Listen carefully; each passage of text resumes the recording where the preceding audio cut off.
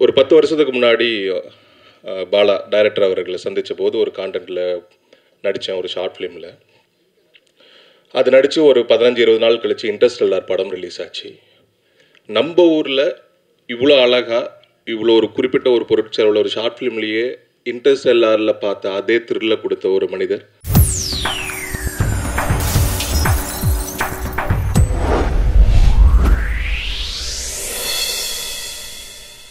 Welcome Vivek Prasanna அவர்கள். அனைவருக்கும் வணக்கம். பிரசன்ட் மீடியா நண்பர்களுக்கு முதல் வணக்கம்.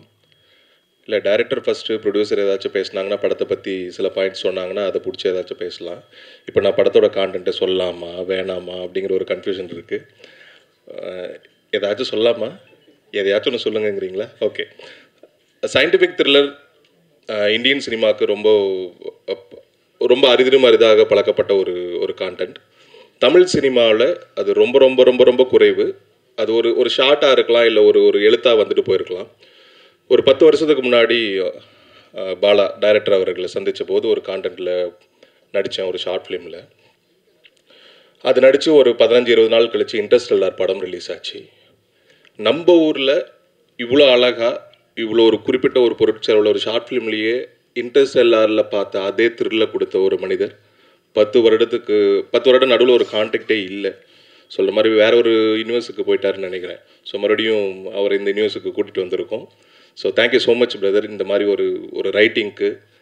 ஏன்னா அறிவியல் சார்ந்து படம் வர்றதுங்கிறது கஷ்டம். அது நிறைய நாலேஜ் இருந்தால் மட்டும்தான் அதை கான்டென்ட்டில் கொண்டு வர முடியும், அதை ஸ்க்ரீன் பிளேவாக எழுத முடியும்.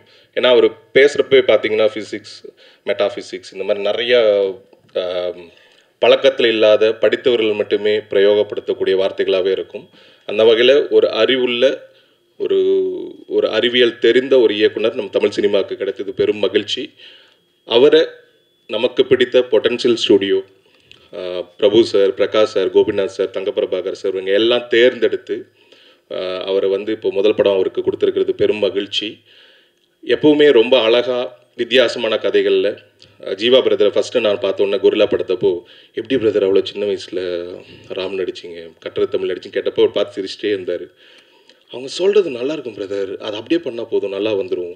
ஸோ இந்த மாதிரி எல்லா கதைகளும் தன்னோட தனித்துவமும் இயக்குனரோட எழுத்துக்கு எந்த அளவுக்கு தன்னோட நடிப்பு மூலமாக உறுதுணையாக இருக்கணுமோ இன்றைக்கி வரைக்கும் இருந்துகிட்டு இருக்க ஒரு பெஸ்ட் பர்சன், ஜோவியல் பர்சன், ரொம்ப ஜாலியாக இருக்கும் அவருக்கு ஒர்க் பண்ணுறது.